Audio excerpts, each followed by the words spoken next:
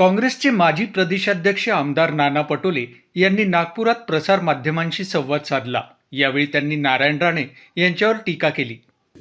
चांगलं आहे आणि नारायण राणे साहेबांचं आदर्श त्यांच्यापेक्षा मोठे आणि त्यांच्या बरोबरच्या लोकांनी पाळावं, हा एक संदेशही या निमित्तानं महाराष्ट्रामध्ये जाते. त्यामुळे मला असं वाटतं की स्वागतार्ह आहे.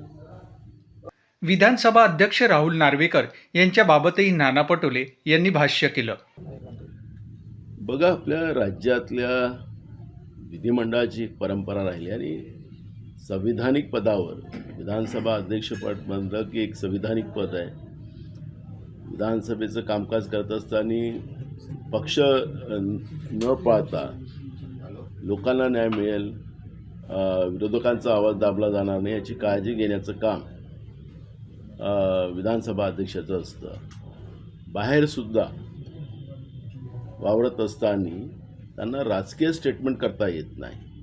असं प्रथा परंपरा आपल्या राज्यातली, असं कुठं नियम लिहिलेला नाही आहे, पण प्रथम परंपरा आपल्या महाराष्ट्रातली राहिलेली आहे. पण राहुल नार्वेकरनी या सगळ्या सीमा पार केलेल्या आहेत आणि मला असं वाटतं की भाजप पक्षाचे ते विधानसभा अध्यक्ष म्हणून वागत असतील तर भाजपने त्यांना त्या पदावरून काढून या संविधानिक पदाची गरिमा राखणाऱ्या माणसाला बसवावं, असंच आमचं म्हणणं आहे. भाजप प्रचारात आघाडीवर आहे का, यावरही पटोले यांनी रोखठोक भूमिका मांडली. जनता वाऱ्यावर आहे. महाराष्ट्रामध्ये सरकार पूर्ण प्रचारात आहे. महाराष्ट्रामध्ये शेतकऱ्यांच्या मोठ्या प्रमाणात आत्महत्या होत आहेत. त्यांची जे पीक आहे ते विकत घेतलं जात नाही, त्यांना पैसे मिळत नाही, त्यांची लूट होते आहे आणि त्याच्यामुळे शेतकऱ्यांच्या आत्महत्या महाराष्ट्रात वाढलेल्या आहेत.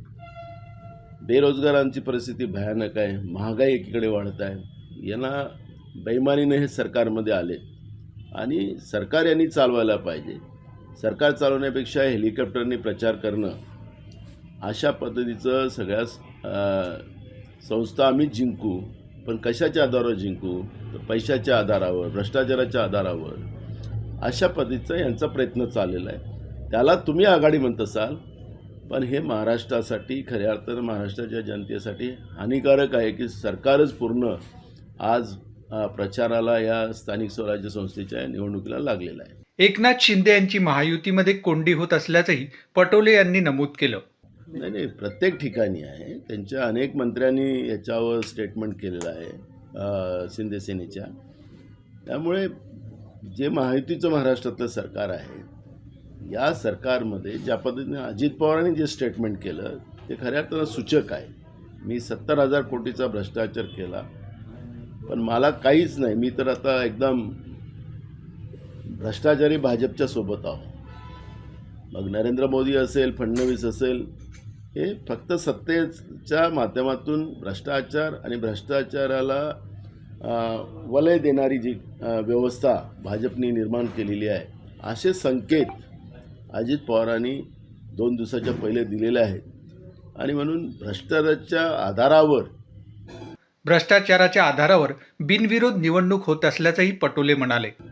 महाराष्ट्रामध्ये ज्या पद्धतीनं निवडणुका बिनविरोध करण्याचा जो प्रयत्न चालू झालेला होता, जवळपास 67 महानगरपालिकेचे सदस्य भाजप आणि शिंदे सेनेचे निवडून आले. त्यांच्यावर आरोप जे होतात आहेत, आता पुराव्यासहित आरोप होतात आहे की कोट्यावधी रुपये, पोलिसांचा दबाव, अशा पद्धतीचं महाराष्ट्रामध्ये वातावरण जे सुरू झालेलं आहे, हे लोकशाहीसाठी खऱ्या अर्थानं भूषणावं नाही.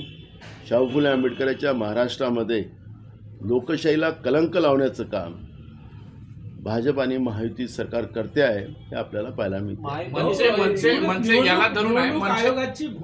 निवडणूक आयोग भाजपच्या कार्यकर्त्यांसारखे वागत असल्याची टीका पटोले यांनी केली. नाही, निवडणूक आयोगाने ज्या पद्धतीने यू टर्न केलेला आहे की पहिल्या दिवशी सांगितलं की आम्ही या सगळ्या बिनविरोध आलेल्या सदस्यांची चौकशी करू आणि दुसऱ्या दिवशी निवडणूक आयोग सांगत आहे की आमचा काही संबंध नाही, आम्ही कुठलीही चौकशी करणार नाही. याचा अर्थ जो कालपर्यंत आम्ही म्हणत होतो, मी विधानसभेतही सुद्धा सांगितलं की जे महाराष्ट्राचे निवडणूक आयुक्त आहेत ते भाजपचे एक कार्यकर्ते म्हणून काम करताना आपण पाहतो आहे आणि ज्या पद्धतीनं जे महाराष्ट्रामधल्या आता स्थानिक स्वराज्य संस्थांमध्ये जी काही परिस्थिती सुरू झालेली आहे त्याच्यात ही सत्यता आहे. स्टॅम्प ड्युटीबाबतची घोषणा निवडणुकीच्या तोंडावर झाली आहे. ही घोषणा एप्रिलमध्ये करायला हवी होती, असे पटोले म्हणाले. दोन गोष्टी असं आहे की निवडणुकीच्या तोंडावर ही घोषणा आहे, अजून ती अंमलबजावणी आता कर्ज घेतले गेलेले आहेत, सगळ्यांचं कर्ज आता झालेलं, आता कर्ज घ्यायची काही वेळ नाही आहे. हे ज्यावेळेस जूनच्या काळात एप्रिल जूनच्या काळात अगर समजा ही घोषणा झाली असती तर त्याचा अजून फायदा झाला असता. पण निवडणुकीच्या तोंडावर या पद्धतीची घोषणा करणं म्हणजे याचा अर्थ निवडणुकीमध्ये एक प्रलोभन देण्याचं काम महसूल मंत्री करते आहे का, हा या ठिकाणी प्रश्न निर्माण झालेला आहे. चंद्रपुरातील वादावरही पटोले यांनी भाष्य केलं. बघा, दोन गोष्टी आहे. मुनगट्टीवारांचं जे काही चाललेलं आहे ते फडणवीसांना पण माहिती आहे आणि त्याच्यामुळे कुठं कुठं मुख्यमंत्र्यांच्या विरोधात मोहीम मुख्यमंत्री पदातून काढायची जे भाजपचा एक गट जो सक्रिय झालेला आहे त्या सक्रिय गटामध्ये काय काय चाललेलं आहे ते मुख्यमंत्र्यालाही माहीत आहे. तर भाजपमध्ये या सत्ता संघर्षाचं केवढं मोठं स्फोट पुढच्या काळात होईल हे आपल्याला पाहायला मिळणार आहे. कुठला गट भाजपचा सक्रिय झाला असं वाटतं आणि कशासाठी? त्याच्यात भाजपमध्ये गट आहेतच ते काही सांगतील, पण त्यांना माहिती आहे गट आहे आणि त्याच्यामुळे त्यांच्या विरोधात एक मोहीम दिल्ली लेवलवरही चालूच आहे. त्यामुळे मुनगट्टीवारांना मंत्री केलं नाही म्हणून त्यांनी जाहीरपणे आपली भूमिका नगरपालिका नगरपंचायतमध्ये मांडली की मला ताकद दिली जात नाही, मला मंत्री केलं गेलं नाही. तर हे त्यांच्या मनातलं ते बोलून दाखवलेलं आहे. त्याच्यामुळे त्यांच्या मनात काय चाललेलं हे आपल्याला पाहायला मिळत आहे. पण मला त्यांना कोणाला मंत्री बनायचं मुख्यमंत्री बनायचं माझा तो इश्यू नाही आहे. देवेंद्र फडणवीस यांच्या विरोधात भाजपमध्ये नाराजी असल्याचंही पटोले यांनी सांगितलं. त्यांच्यात गट आहे आणि ते काय आता बोलणार थोडी आहे. त्यामुळे ते काय त्यांचं तर उत्तर का राहतं की तो भाजपवाले आता ते कसं आहे मानसिक आजारी झालेले आहेत भाजपवाले. ते कोणालाही मानसिक आजारी जाऊन सांगतात. म्हणजे अशा पद्धतीचं राजकारण कधी नाही. प्रश्नाचं उत्तराप्रमाणे दिलं पाहिजे. पण भाजपवाले काही पण बोलतात आजकाल. जे सत्तेची माज येतो त्या माजाप्रमाणे बोलतात. त्यामुळे मला भाजपवर फार काही बोलायचं नाही, मी तुम्हाला सांगितलं. पण महाराष्ट्रामधली जी काही परिस्थिती आहे ती भयानक आहे. मोठा उद्रेक लोकांच्या मनात आहे आणि या भाजपच्या आणि महायुतीच्या सरकारच्या विरोधात लोकांमध्ये रोष आहे आणि तो कधीही स्फोट होऊ शकतो. ठाकरेंच्या जाहीरनाम्याच्या मुद्द्यावरही पटोले यांनी मत व्यक्त केलं. बघा, तिथं लोकांची मतं उडवण्यासाठी हिंदी, मराठी, मुसलमान, हिंदू हा जो प्रयोग केला जातो आहे आणि त्या माध्यमातून परवा मी फडणवीसांचं भाषण ऐकत होतो.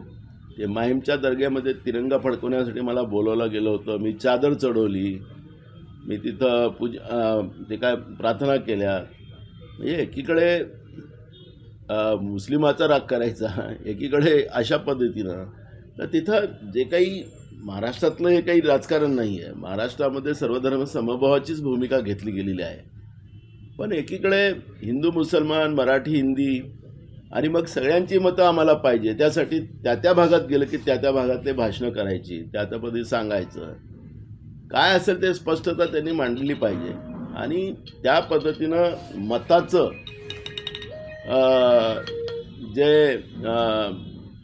मताची भीक मागत असताना, मतदान मागत असताना एकदा स्पष्टता या सगळ्यांनी मांडली पाहिजे. काँग्रेस तर सर्व धर्म समभावाची भूमिका मांडते. आम्हाला सगळ्या लोकांची गरज आहे, सगळ्या लोकांसाठी काँग्रेस पक्ष आहे. ही भूमिका काँग्रेस पक्षाची आहे. नवाब मलिक यांनी म्हटलं की आमच्या मदतीशिवाय मुंबईत महापौर होऊ शकत नाही. मुख्यमंत्री देवेंद्र फडणवीस यांचं हिंदुत्व दुटप्पी असल्याचंही पटोले यांनी नमूद केलं.